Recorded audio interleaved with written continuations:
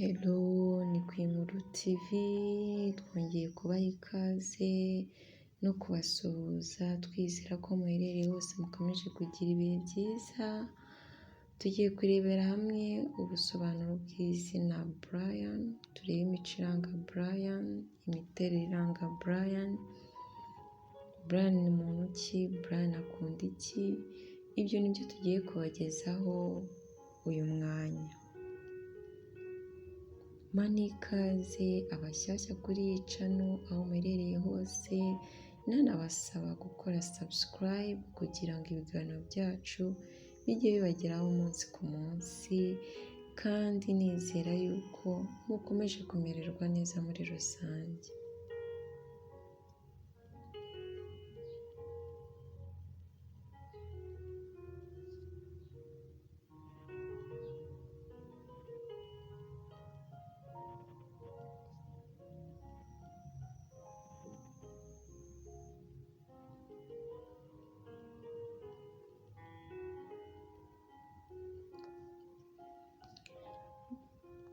Brian rero ni izina rifite inkomoko mu rurimi rw'Ikiromani ariko rikoreshwa cyane mu majyepfo y'Ubufaransa. Iri zina risobanura uwubashywe, ariko hari n'aho iri zina ry'umwana w'umuhungu dusanga rikomoka mu rurimi rw'Igisertin, rikaba risobanura ubuhangange n'icyubahiro. Urumva bijya kuba destin, ubuhangange n'icyubahiro n'ububashywe byose ni icyubahiro no kubahwa. Reka rero turebere hamwe imico n'imiterere ikunda kuranga uyu muntu witwa Brian.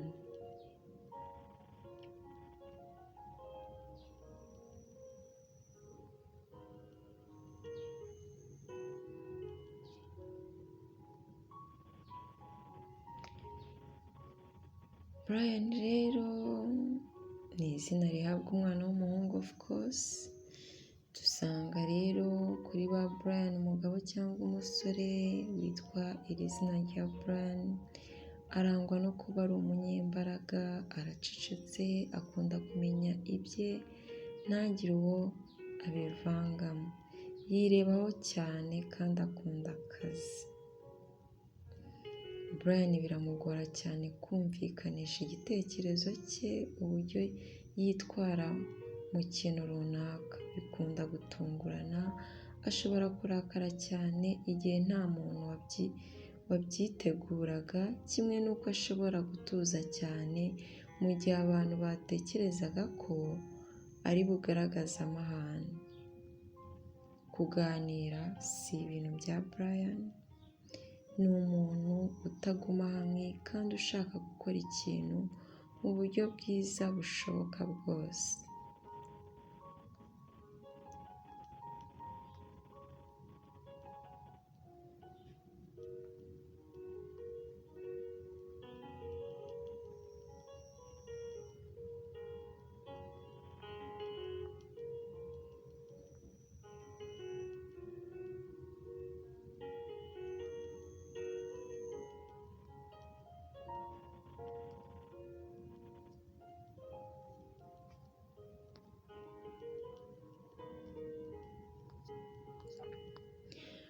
Brian rero iyo akiri umwana akora uko ashoboye kose ngo abantu bamuri hafi bamwubahe, yanga kubwirizwa kandi iyo ari umubyeyi we si byiza kumutota, kuvuga kuko muri we atabikunda kandi ahitamo kuba yavuga ari uko abishatse. Brian ni mu ishuri usanga ari umuhanga kubera ukuntu yanga kubwirizwa no kwiyigisha, abishyiramo imbaraga kugira ngo abarimu batamubwiriza ibyo akora.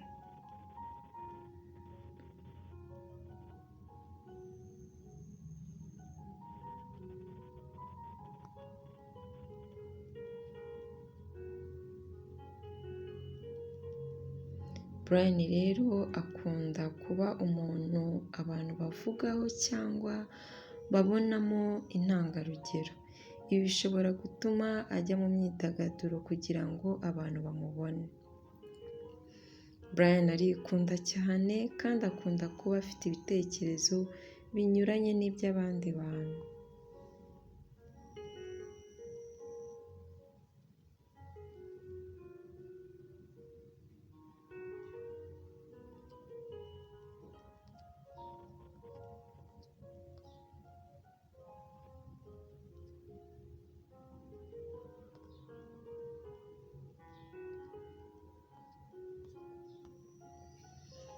Rero umugabo cyangwa se umusore witwa Brian mu rukundo usanga ari wa muntu ukunda kandi agatanga icyo umukunzi we akeneye, ariko akaba asabwa kubahiriza ibyo Brian yifuza byose. Brian aba yifuza ko umukunzi we amugaragariza ko amwitayeho kandi ahora amutekereza. Ibi bikiyongeraho no gufuha cyane. Imirimo Brian yifuza gukora harimo ijyanye no gutegeka nka politiki, ubucuruzi bukomeye, ubwishingizi, ibijyanye n'inganda ndetse n'ibijyanye na tekinoloji.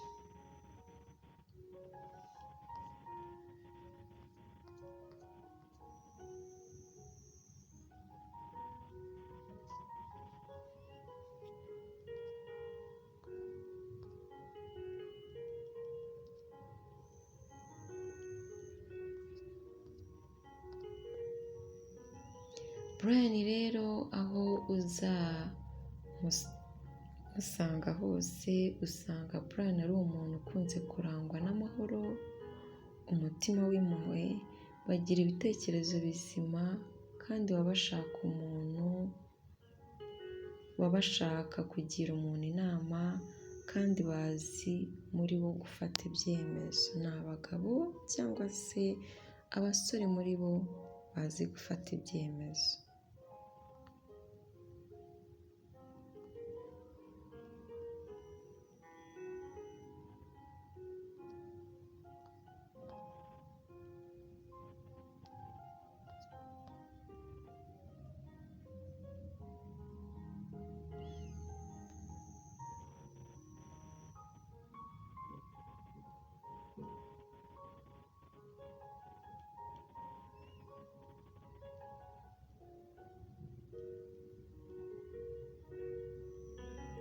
Brian rero nanone mu bizamuranga uzasanga ari umuntu ugira igikundiro cyinshi. Aho waba ari abantu bagira igikundiro cyinshi kandi bagira udushya twinshi no gutekereza uburyo bushya ibintu byakorwamo. Iyi mpano rero ya Brian ikaba akenshi inamuteza imbere. Agira umutima woroshye cyane kandi yanga kubaho wenyine, aba yumva akeneye abantu bamuba hafi. Agira amakenga cyane kandi ntabwo apfa kwemera ibyo umuntu amubwiye.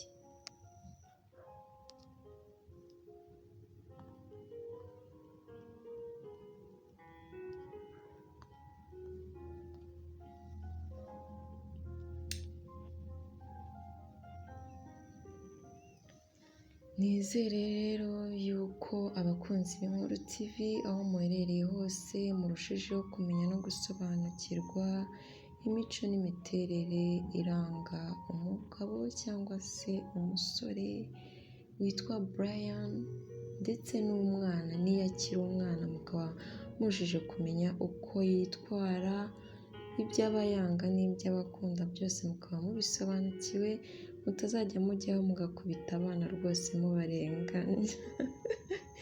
Mubonye yuko ari umuntu udakunda guhatirizwa ngo uhore umubwira ibintu. Mwakoze rero cyane kubana natwe, bashishikariza kuzakurikirana ibiganiro tuzabagezaho utaha, nsaba abashyashya kuri Inkuru TV gukora subscribe mugakanda kuri iyo nzogera y'umweru kugira ngo tujye duhorana umunsi ku munsi ibiganiro byacu nitubisora bijye bageraho biboroheye. Mukore like mukanda kuri icyo gipfunsi cy'umweru. Mwakoze rero, muhahe muronke, imigisha y'Imana ibane namwe. Bye.